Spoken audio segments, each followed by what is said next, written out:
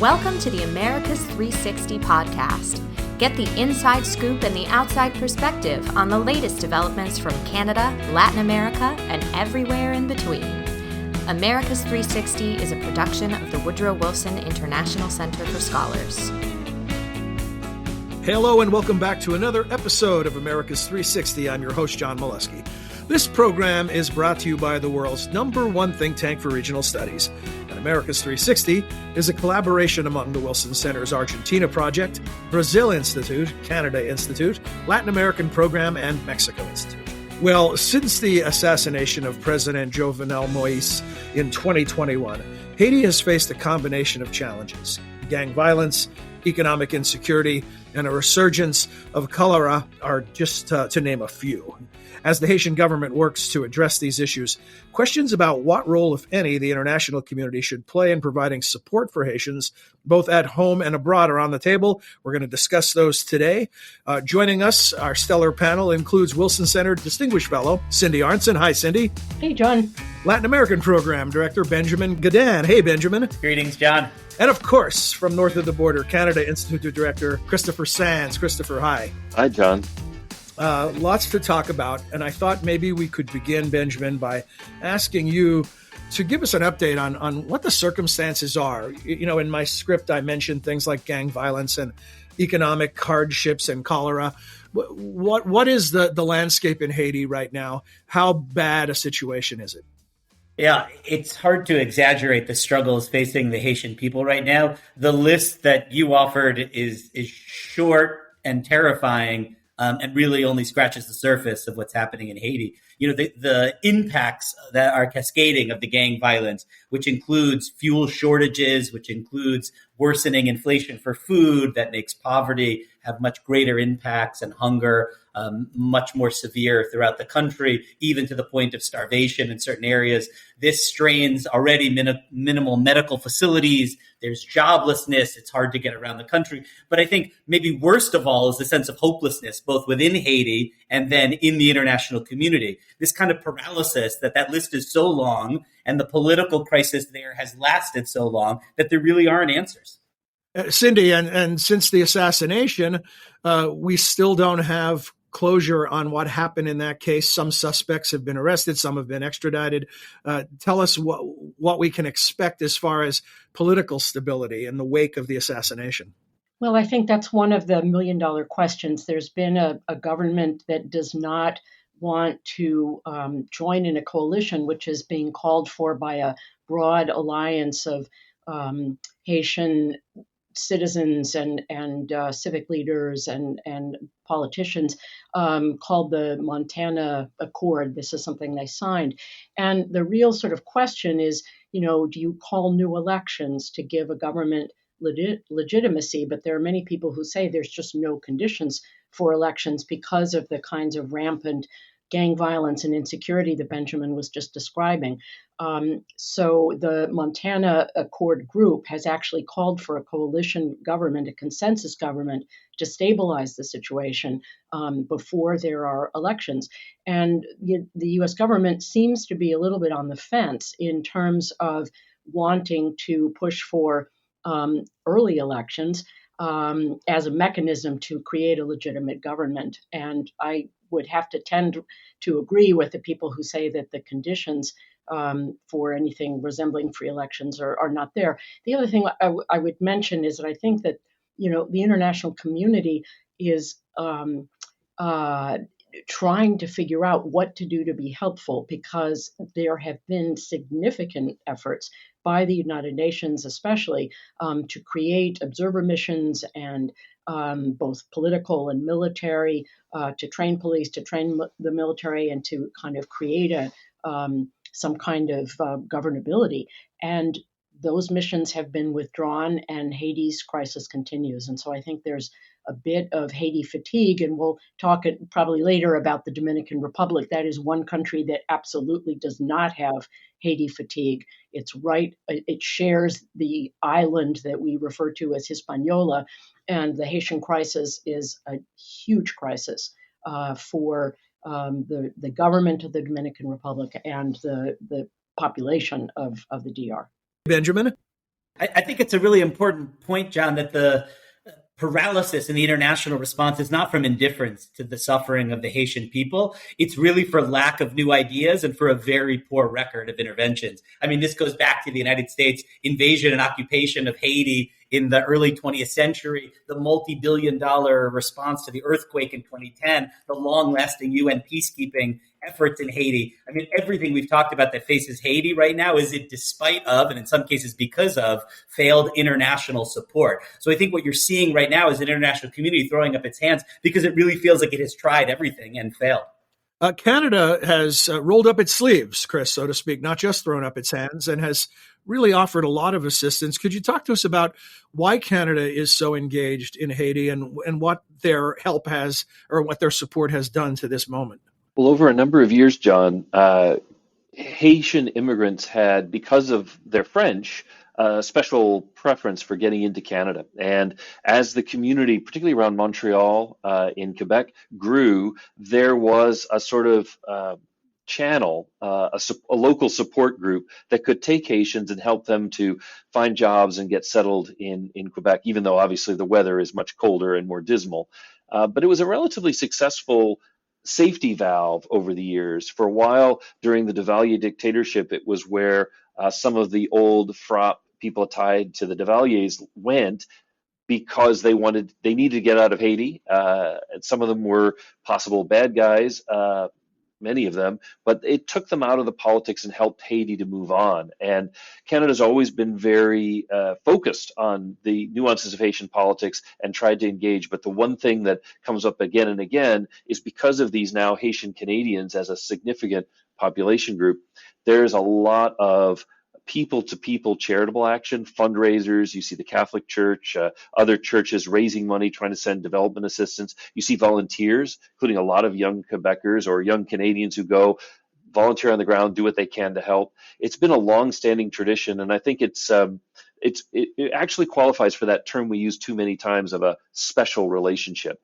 They really do have a special relationship, and even in the sort of before the assassination, the four friends of Haiti that you typically saw were Canada, the United States, Venezuela, and France. And of those, France is still watching nervously. The U.S. and Canada don't know what to do. And frankly, Venezuela has been much less important in recent years because they've had their own problems. Chris, one thing you didn't mention are these reconnaissance missions from Canada using aircraft to try to disrupt gangs or in other ways help restore more order. I think in our pre-show discussion, you referred to those as controversial. Can you elaborate for the sake of our listeners? Yes, absolutely. This has been the story that Canadians as well as Americans have been following. Secretary of State Tony Blinken went to Canada in October and had meetings with Melanie Joly, Canada's foreign minister. And in those meetings, he asked Canada to take on an important role as a trusted ally. One, with regard to Ukrainian reconstruction post-conflict, and the Canadians nodded yesterday. That's still far out, but we're getting ready. And the other was to take the lead on Haiti. And the focus in particular was to try to build a consensus within the United Nations. Canada, like the United States, loathed to put boots on the ground without some kind of sanction. But the United Nations itself has been struggling to find the kind of support that would allow for a resolution to create another mission in Haiti. The United States diplomat Helen Lalim was asked, she's former U.S. ambassador in Angola, was asked by the Secretary General of the United Nations to become a special envoy. And she was hoping to be able to work with the Canadians, the Americans, and maybe some other forces to put together a kind of mission. That mission did not come together, and we're still struggling in the United Nations. There doesn't seem to be an appetite for getting involved. So that led to a January escalation, with Canada sending armored personnel carriers to support the Haitian police, give them vehicles in which they could potentially survive firefights with some of the gangs and the organized crime activities that they're facing there. And then most recently, just in the last 3 days, Canada sent a Royal Canadian Air Force plane. It's a CP-140, which is an Aurora observation plane. And they've been doing regular overflights for a number of days. And Canada's been quite straightforward. Defense Minister Anita Anand has said that they've been using that to gather intelligence on the ground to intercept some communications and to try to get a better picture of what's happening in Haiti. But it's been controversial. Many Haitians wonder, a bit like the Chinese balloon floating over the United States in the last little while, what is this? What are they picking up, and what's going to happen because of it? So it's become quite a story in Canada and in Haiti as well. Benjamin, regionally, is the Canadian involvement seen as a plus, a minus, or is it where you talked about earlier, people are throwing up their hands and they're really not sure what will work? Yeah, I think there's a demand for answers, and they're not on offer within Latin America and the Caribbean in and of itself. Cindy can talk in a bit more detail about Haiti's neighbor in Hispaniola, the Dominican Republic, which is certainly not looking to stabilize what's happening in Haiti, but rather focused on mitigating the spillovers across the border on that shared island. Chile, a country that had played a monumental role in Haiti, particularly in peacekeeping in the past, has a focus, understandably, on some of its own challenges and political controversies right now. So what I would say is I think, U.S. and Canadian responses in general are welcome, particularly because Haiti itself has been asking since last October for some kind of international, robust security response. The question is whether anyone is willing to do more than what Canada has done already, and whether it's a good idea to do so. But what I would say is, right now, the Latin America, the United States are seeing the direct impacts, particularly from migration. Hundreds of Haitians are being stopped on boats. Many are dying along the way trying to reach the United States. The United States reluctantly said that it would have a program to accept something, like 30,000 people from Haiti, Cuba, Nicaragua, and Venezuela, but only if they came through proper channels. Now you see these terrible scenes in Haiti of thousands of Haitians crowding these migration centers, desperate to have access to those few slots and to have a safe and legal way to enter the United States, which is all to say, John, that I think anyone who's willing to step up right now with a reasonable response would probably be welcome throughout this hemisphere. And Cindy, that leads us back to you, and you teed this up earlier, talking about the neighbor, the Dominican Republic, and the response there and the concerns there. Tell us more. Sure. The Dominican Republic is also a developing country. It's certainly not as poor as Haiti, but it is not in a position to just have wave after wave of Haitian migrants crossing over into the Dominican Republic in search of employment in the tourism sector, or trying to eke out a living in whatever way they can. And this has been an ongoing problem, not just because of Haitian instability at the time of the HIV/AIDS epidemic. There were also, great concerns in the Dominican Republic about Haitians, coming over into the DR because of for public health reasons. And the Dominican government has been quite aggressive in trying to fortify the border, sending helicopters, troops, talking about building a wall, just in a desperate attempt to keep out numbers of Haitians that it can't possibly absorb. There's a little bit of an echo, in terms of the U.S. immigration debate, but I think the DR is much more impacted by the collapse of the state in Haiti than just about anything that the United States or other countries in North America certainly have faced. I mean, Haiti is a real outlier. There are not failed states for the most part in Latin America and the Caribbean, and Haiti is a real exception. So there's, a desire to try to do something to put Humpty Dumpty back together again, but also a great reluctance, as we've all been saying, because so much has already been tried, and still Haiti is in the place that it is now. Invoking Humpty Dumpty, I have to say, Cindy, as I've been listening to the three of you, that's the thought that keeps running through my mind. How do you begin to put this back together again? Chris, where do you even start? Well, I think one of the most interesting developments has been to see Jamaica offer to put some troops together to be part of a stabilization force. This has been the challenge. There have been a lot of discussions about how do you put boots on the ground, and a fear that if you sent a largely white American and Canadian contingent, it would be very much alien and outside. The problem for a country like Jamaica is they don't necessarily have landing equipment, amphibious troops, etc. So what we're starting to see is people being willing to put professionals into the field, but looking for Canada, maybe the United States, to help with the transport, the logistics support to help them out. And that, I think, is really promising. As Cindy was sort of alluding to, if you look at the region, there are these interesting linguistic and cultural divides, and the Caribbean is full of them. There's the English-speaking Caribbean, the French-speaking Caribbean, the Spanish-speaking Caribbean, and often, even though those islands are close to each other, those are different worlds. And to see Jamaica step up, largely because they could reach out to the Canadians as a fellow Commonwealth member, part of the old British empire, where there has been a tradition of joint training and cooperation with Jamaica over the years. Maybe it's those ties that we don't always pay attention to in the Caribbean, but that may give us the beginnings of a much more Caribbean solution for a Caribbean challenge in Haiti. On this notion of peacekeepers, is that a fair way to describe it? Chile has had a historic role in peacekeeping in Haiti. Are they engaged currently, or are they part of that fatigue that you talked about, Benjamin?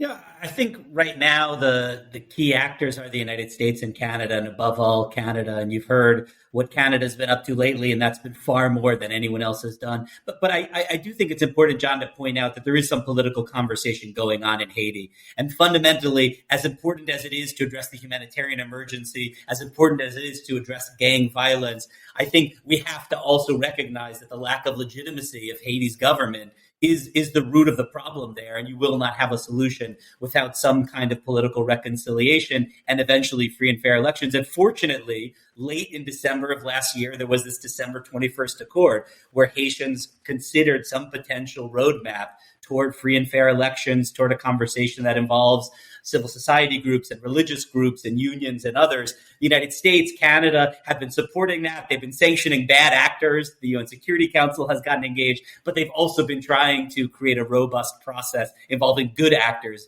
who are in Haiti with Haiti's best interests in mind. And so I do think that we should recognize that solving the long-term problems in Haiti are also important. We can't just address some of the acute crises.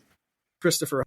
And I think that's been a point that Bob Rae, the former foreign minister who's Canada's ambassador at the United Nations, has really been making in trying to create a sense of how do we not just deal with the emergency, but how do we help Haiti to transition long term? And it's been a remarkable job to see Bob Rae, former Premier of Ontario, long-standing figure at in Canadian politics, now at the UN, and really bringing the rhetoric and trying to exhort a real step up from other countries around the region, which I think is tremendous. But on the issue of peacekeeping, which famously, Canadian Prime Minister Lester Pearson won a Nobel Prize for coming up with the idea of peacekeeping.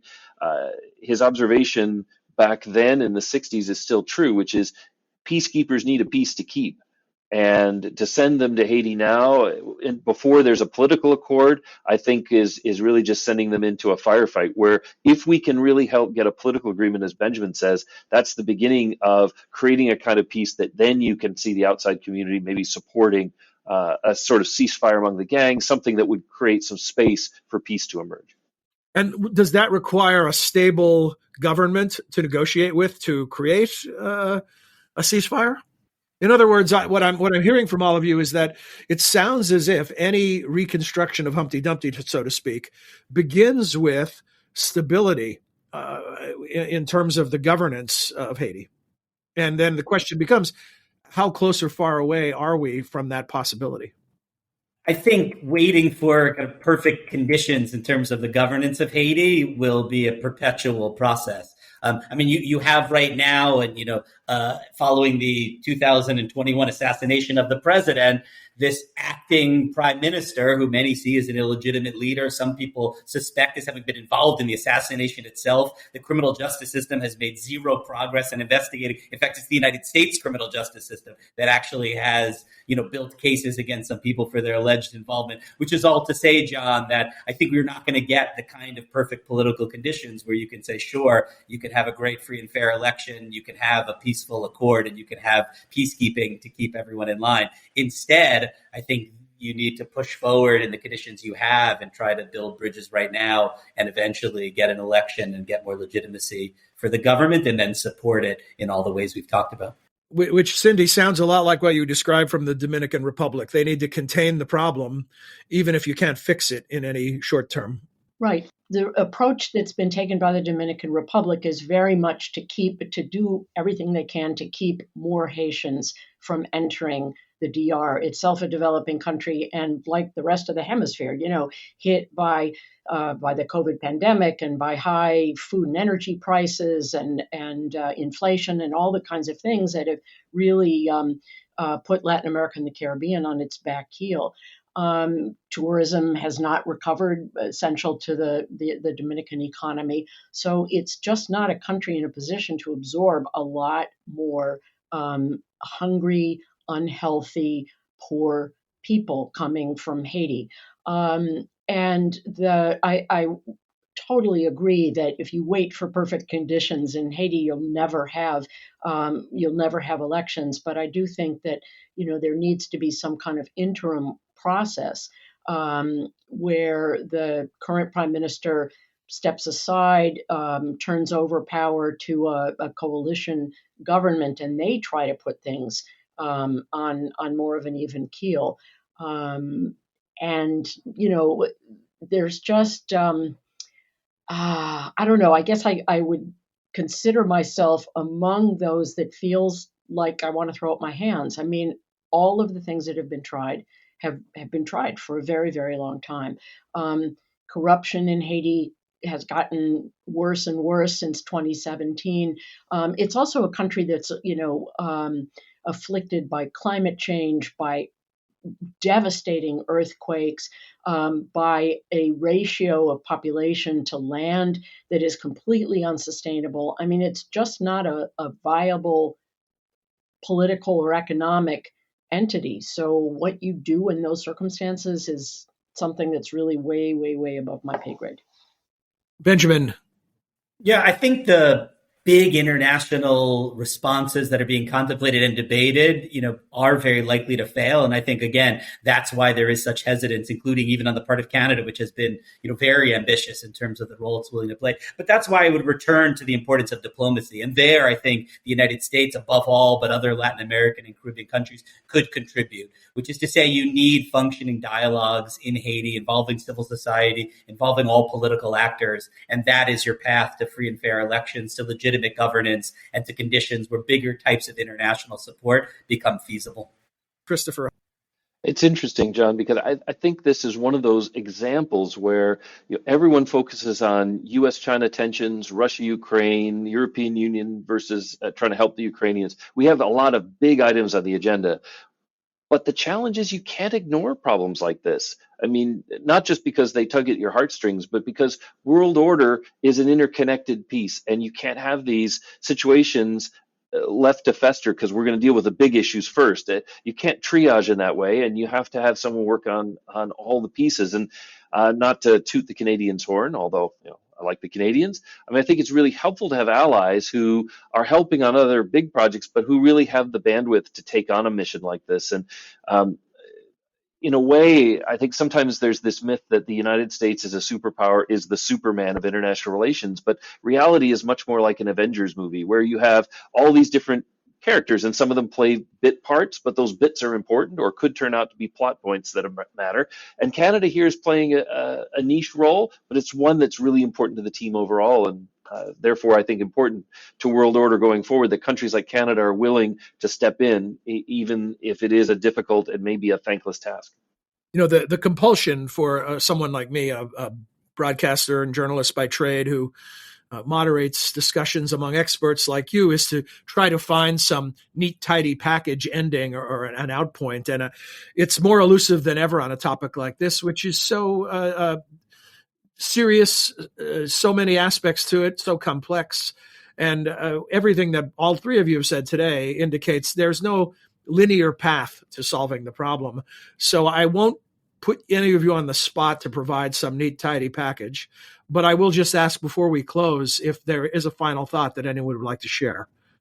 I'll just mention one. I remember listening to one of the former presidents of the Dominican Republic, Leonel Fernandez, at one point say that during the Cold War, many countries in the Caribbean worried about American interventions, but that in the post-Cold War, the bigger concern was American indifference because the region needed so much engagement, and they knew it, in order to prosper. And I think this is a case where, as bleak as the picture seems to be, you still see the United States, Canada, and others engaging. They're not indifferent to the situation. They may not know what to do, but the fact that they're at the table and trying to work together on something is at least a glimmer of hope. So maybe not the great happy ending, but it means we haven't given up, and that counts for something.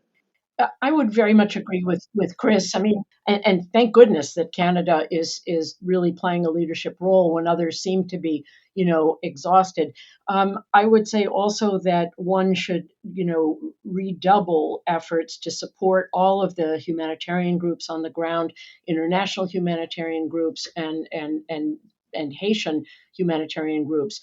To help relieve the suffering of the Haitian people. This has been a chronic problem in terms of the gangs intercepting shipments of aid and wanting to either steal them or control, the distribution to win loyalty, among the population. And that is something to tackle maybe first, in a parallel to the efforts to build some kind of political consensus. And I know that the Biden administration is very much engaged on Haiti and is looking for a solution and sends senior officials there all the time. What that solution is going to be is, beyond my imagination. Well, Cindy's point about there still can be things done on the humanitarian front that matter. There are living people suffering right now, and you can help those while we figure out how to sort out the government problems in the long term. Benjamin. No, I think it's good addressing urgent food scarcity, providing medical support for those suffering from cholera. It's all urgently necessary and appropriate. What I think we want to avoid is a cynical approach to Haiti where we help just enough so there's no migration crisis. And I think the kinds of political solutions that Haiti needs and that we can help bring about are the kinds of solutions for the long term. And so right now there is a migration crisis, and so it will get, just enough attention to address some of those urgent needs. But I don't want us to lose sight of the role that the United States, Canada, Chile, and others can play in solving the political dysfunction that, again, has brought us to where we are. We're going to end with that challenge from Benjamin Gadan to, keep your eyes on the prize of the bigger solution. Cindy, Benjamin, Chris, thank you. We'll look forward to learning more from you in future episodes. This episode of America's 360 was produced by Oscar Cruz, Cecily Fasanella, and Zoe Reed. They were assisted by Aldrin Ballesteros, Emma Brown, and Sarah Doshi. A special thanks to our colleague Cecily Fasanella, who will be moving on. This is the last episode of America's 360 that she'll be involved in, and she was here almost from the birth of the program, initially serving us as an intern. And now she's become a full staff member and is taking her career elsewhere. And we want to all thank her, wish her well, let her know we'll miss her, and we're sure that it's going to be a dazzling career. We'll check in on her later. We'll be back one way or another in a couple weeks with another episode from your favorite Western Hemisphere focused podcast. Until then, for all of us at America's 360 and the Wilson Center, I'm John Molesky. Thanks for your time and interest. You have been listening to America's 360, a podcast about the innumerable ties among the nations of the Western Hemisphere. You can subscribe wherever you listen to your favorite podcasts. To learn more about our programs, please visit wilsoncenter.org. And please join us again next time for another episode of America's 360.